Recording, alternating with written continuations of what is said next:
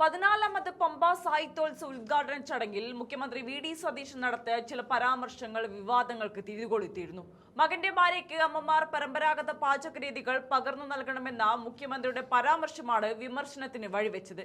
എന്നാൽ ഈ വിഷയത്തിൽ ഇപ്പോൾ കൃത്യമായ മറുപടിയുമായി എത്തിയിരിക്കുകയാണ് മുഖ്യമന്ത്രി. താൻ പ്രസംഗിച്ചപ്പോൾ മകന്റെ ഭാര്യയ്ക്ക് മാത്രമെന്നല്ല പറഞ്ഞതെന്നും മക്കൾക്ക് എന്നുകൂടി പറഞ്ഞിരുന്നെന്നും മുഖ്യമന്ത്രി പറഞ്ഞു. അമ്മയെ ഓർത്തുകൊണ്ടാണ് ആ പരാമർശം നടത്തിയതെന്നും 27 വർഷമായി അമ്മ മരിച്ചിട്ടെന്നും തന്റെ അമ്മ ഉണ്ടാക്കിയ ഭക്ഷണത്തിന്റെ രുചി ഇപ്പോഴും തന്റെ നാവിൻ തുമ്പിലുണ്ടെന്നും കൈപുണ്യം അടുത്ത തലമുറയ്ക്ക് പകർന്നു നൽകണമെന്നാണ് പറഞ്ഞതെന്നും അദ്ദേഹം ചൂണ്ടിക്കാട്ടി. എന്നാൽ തന്റെ പ്രസംഗത്തിൽ താൻ ആദ്യം പറഞ്ഞത് അമ്മമാർ മക്കൾക്ക് പകർന്നു നൽകണമെന്നാണ്. മക്കൾ എന്ന് പറയുന്നത് പെൺമക്കൾ മാത്രമായി എവിടെയാണ് അടയാളപ്പെടുത്തിയിരിക്കുന്നതെന്നും മുഖ്യമന്ത്രി ചോദിച്ചു. മക്കൾക്കും കൊടുക്കണം, വീട്ടിലേക്ക് പുതുതായി വരുന്ന ആളെന്ന നിലയ്ക്ക് മകന്റെ ഭാര്യയ്ക്കും കൊടുക്കണം എന്നാണ് താൻ പറഞ്ഞതെന്നും മുഖ്യമന്ത്രി വിശദീകരിച്ചു. അതിലെന്ത് സ്ത്രീവിരുദ്ധതയാണ് ഉള്ളതെന്നും സതീശൻ ചോദിച്ചു. കുറച്ചാളുകൾ മൈക്രോസ്കോപ്പ് ലെൻസ് വെച്ച് എന്തെങ്കിലും ഉണ്ടോ എന്ന് നോക്കുകയാണെന്നും സതീശൻ പറഞ്ഞു.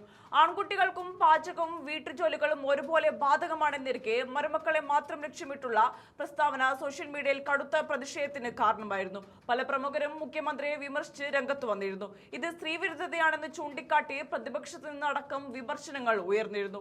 ഇതിനൊക്കെയുള്ള മറുപടിയാണ് അദ്ദേഹം വാർത്താ സമ്മേളനത്തിൽ നൽകിയിരിക്കുന്നത്. ആ വീഡിയോ ഒന്ന് കണ്ടു നോക്കാം. വിഷ്വൽ കണ്ടിട്ടാണ് നിങ്ങൾ വാർത്ത കൊടുക്കുന്നത്. പലരും പ്രതികരിക്കും. കാരണം പലരുടെ ആളുകളായിട്ട് പ്രവർത്തിക്കുന്നവരാണ്. പലരും പ്രതികരിക്കും. അതായത് പൊളിറ്റിക്കൽ കറക്റ്റ്നെസ്സിനെ കുറിച്ച് സ്ത്രീവിരുദ്ധ പരാമർശം നടത്തിയെന്ന്. ഇനി നിങ്ങൾ കേട്ടിട്ടില്ലെങ്കിൽ ഞാൻ ആ പ്രസംഗത്തിൻ്റെ ഭാഗം വായിക്കാം. ഞാൻ ചില അമ്മമാരോട് പരാതി പറയും. എൻ്റെ പ്രസംഗത്തിലാണ്. ചില അമ്മമാർക്ക് അവരുടെ പ്രത്യേകമായ ഡിഷ് ഉണ്ടാവും.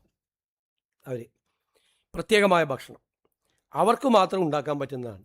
അറിയാമല്ലോ, നിങ്ങളുടെയൊക്കെ അമ്മമാർ പ്രത്യേകമായിട്ടുള്ള ഉണ്ടാക്കി. എൻ്റെ അമ്മ എനിക്ക് ഉണ്ടാക്കി തന്നിട്ടുണ്ട്.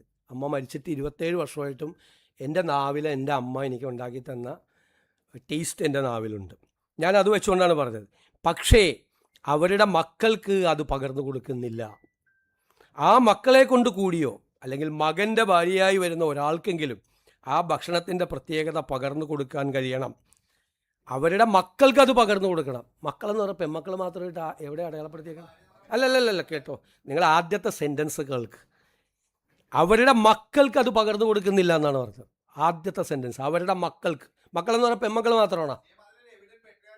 അല്ലല്ല, മക്കൾക്ക് പകർന്നു കൊടുക്കുന്നില്ല എന്നാണ് പറഞ്ഞത്. അതും കൊടുക്കണം. വീട്ടിലേക്ക് പുതിയതായിട്ട് വരുന്ന ആളാണ് മകൻ്റെ ഭാര്യ, അവർക്കും കൊടുക്കണം എന്ന് പറഞ്ഞതിൽ എന്ത് സ്ത്രീവിരുദ്ധതയാണ്? അല്ലല്ല, അതെന്താ? മക്കൾക്കെന്ന് പറഞ്ഞാൽ തെറ്റാണോ? അതിഥി പുതിയതായിട്ട് വരുന്നതല്ലേ? ഞാൻ പറഞ്ഞിട്ട് അത് കൊടുക്കണമെന്നാണ്. മക്കൾക്ക് കൊടുക്കണമെന്ന് പറഞ്ഞാൽ അതെല്ലാം പെട്ടില്ലേ?